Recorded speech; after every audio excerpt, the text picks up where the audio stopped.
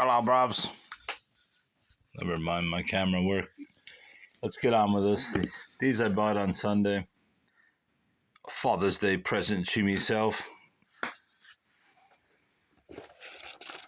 Half of these were purchased at a library book sale, and these were purchased at an estate sale.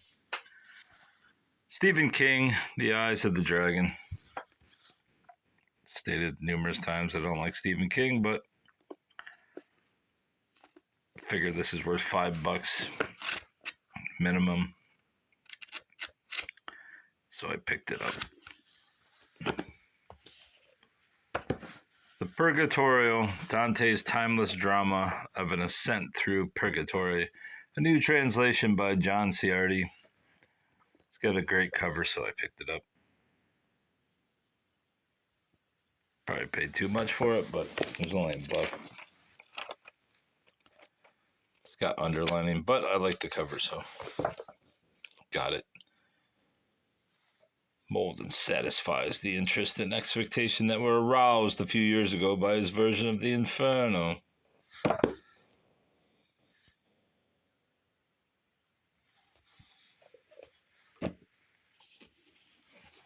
It's probably the most interesting one I purchased at the library sale. It's one of those ongoing library sales. What's this? It's illustrations or the photos? Nice. Colored. It's a watercolor, basically. These are nice, buddy.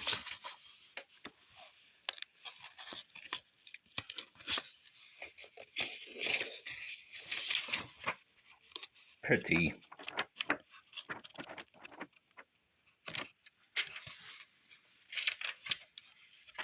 This is Volume 2 of Venetian Life by William Dean Howells, with illustrations from original watercolors. I'm going to say that's 1800 and... I don't know. Maybe it's not 1800. Maybe it's 1900. 1872? 1891. Houghton Mifflin. What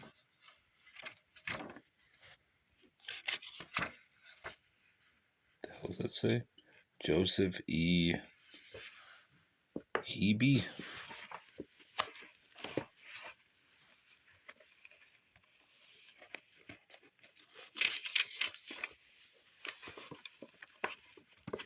So yeah, nice book. Too bad it's missing the second volume.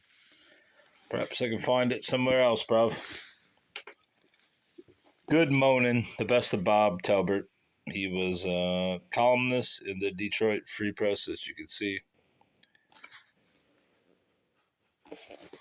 He was very popular, though it was more of basically a gossip column.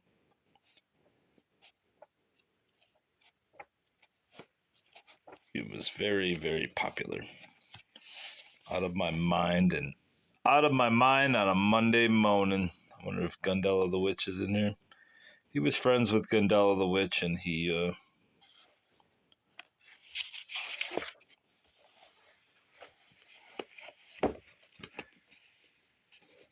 talked about her illness when she was dying in the early 90s. Wouldn't doubt if he mentions her in this book. I don't know if I have this or not. But anyways, this one's signed. May all your storms have rainbows, Bob Talbert. Can't remember when Talbert died, but it was quite a while ago at this point. 84. It's funny how I remember every single column, exactly what emotions prompted each one.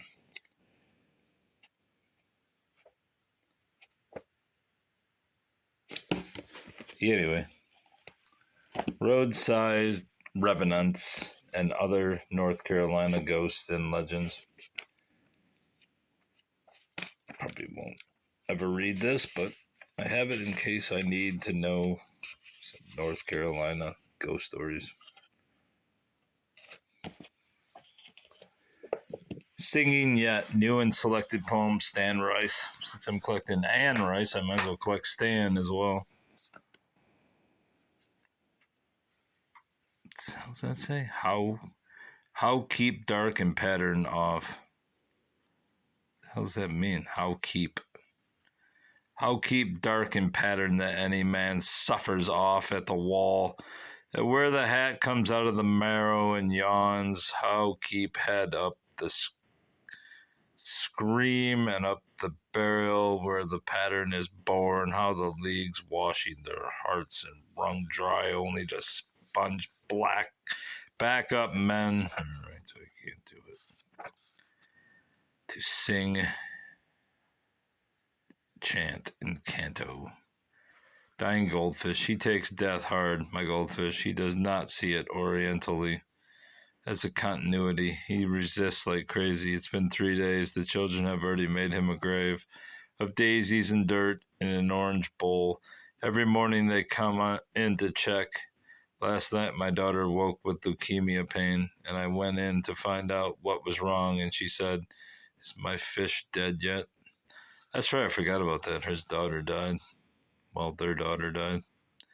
Very young. Daughter asleep in the back of the house. A cat cries in heat. You wake, red as blood your cheeks. From now on, call every cry Daddy. Who died? The trees, the blown leaves gather at the fence. You start, screams water. Child, we are the same nearly. Sighs, crushes, pressures. Tomorrow, I'll skin that scream in the sink. Close your round eyes, round eyes.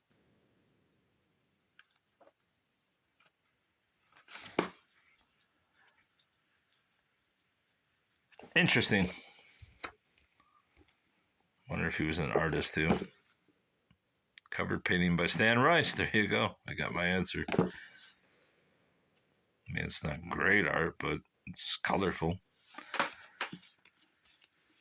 Among Stone Giants, Joanne Van Tilburg. The life of Catherine Routledge and her remarkable expedition to Easter Island. Still don't really know that much about Easter Island, or even its significance, but the topic interests me, and eventually I'll come across it in something I'm reading and tie it into it. I don't like this underlining. Devil's Night. I've already mentioned this book numerous times. And I have probably 4 or 5 copies minimum. Now I have 6. Baroness of Hobclaw. The Life of Belle Baruch, who I thought at first when I heard the name that it had to have been Baruch the banker. Oh, I can't think of it was Bernard Baruch, the banker, and sure enough it is. And the text on the back here is just small as hell. Miller offers a frank look at Baruch's unconventional life, exploring her flaws and failings, but also celebrating her accomplishments. Oh, her father was Bernard Baruch. So, yeah. I don't know, I just like the cover art. Maybe it's not even her. But I like the look of the book, so I got it. This one I actually got at an estate sale, The Art of Cooking in Livonia and Westland, which are 2 local suburbs of Detroit that are nearby. I thought there might be something in here that ties them into other bullshit in my life. Maybe not. Christmas. Oh, Christina C. Ray.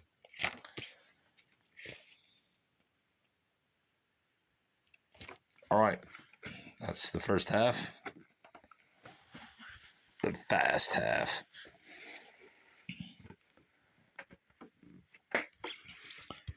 These I picked up at an estate sale, and despite the high price tags that are on there,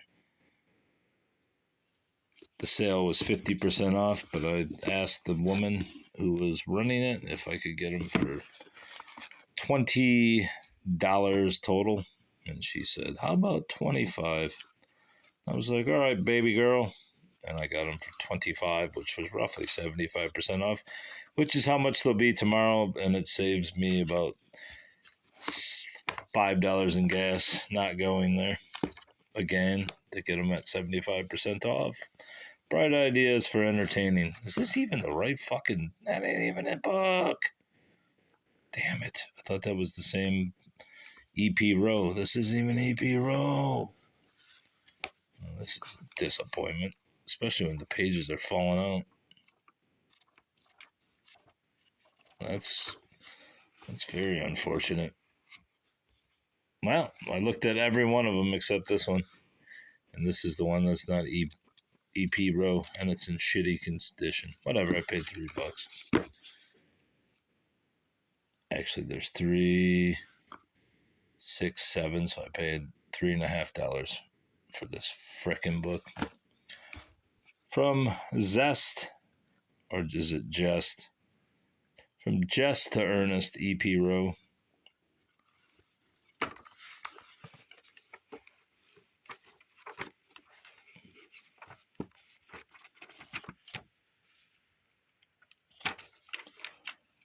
(1886) 1903 by Anna P. Rowe. This book is dedicated in fraternal affection to the friend of my youth and mature years, the Reverend A. Miss Merwin, who with every avenue of earthly blah, blah, blah. I believe the writer, Mr. Rowe, Edward Rowe, died when he was 50, so it's pretty amazing that he wrote this many books, let alone I think there's way more than this. A Day of Fate by E.P. Rowe. 1880, but it's more likely early 1900s. We'll see if this is Dodge Merrill. Yeah, my guess is this is early 1900s too. Very good shape for the age. Nice decorative colors, even though the paint is chipping off it. Nice little inlaid photo. An unexpected result, E.P. Rowe. Nellie Float. Yes, this one has the right date.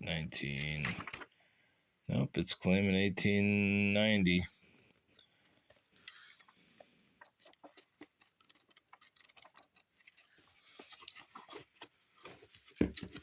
Really regret getting that one, but this one has a great cover. The Hornet's Nest by E.P. Rowe. Obviously, the rest of these are E.P. Rowe.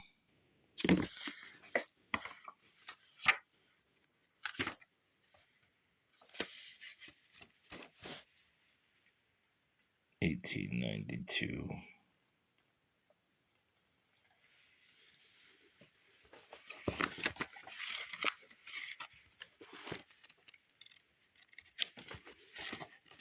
Nice decorative, small, pocket size book.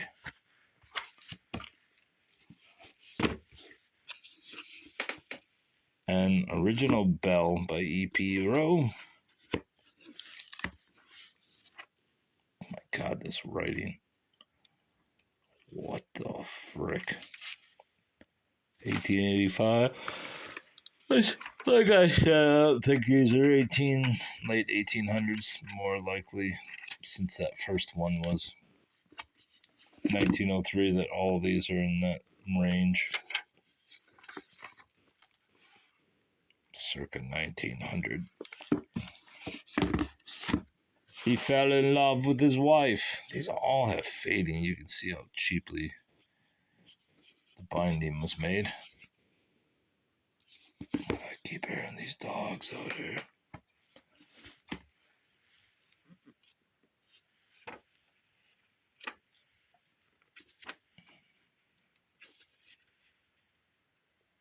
(1886) Dodd, Mead and Company. Terribly small writing. Well, that's it. Another successful haul, even though I got that book I did not want. I overlooked it.